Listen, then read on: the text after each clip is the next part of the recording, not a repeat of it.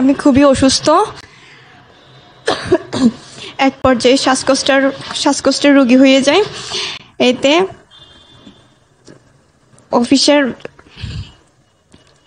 অফিসের ম্যানেজমেন্টে আমাকে চাপ সৃষ্টি করে চাকরি করার জন্য। আমি পারতেছি না, তারপরেও আমাকে নানান ধরনের কথা বলে। আমার হাজব্যান্ড এবং আমার বাবার চেক আছে, blank cheque plus blank stamp আছে। ওই স্ট্যাম্পের মাধ্যমে, চেকের মাধ্যমে আমাকে বিভিন্ন ধরনের হুমকি ধমকি দিচ্ছে। বলছি আমার অসুস্থতার কথা ওদেরকে জানাইছি বারবার। আমার কাছে প্রেসক্রিপশন হইতে সব কিছু আছে, তারপর ওর এটা কখনো গ্রাহ্য করে নেই। আমার বাবা বলছে 10-12 দিনের মধ্যে ছেড়ে দিতে, তাও ওরা ছাড়তেছে না। তার মধ্যে ওদেরকে সম্মান দেখিয়ে আমি আরও 2 মাস কষ্ট করলাম, তারপর ওরা লোক দিচ্ছে না, কোনো রকম আমার উপর সহযোগিতা করতেছে না।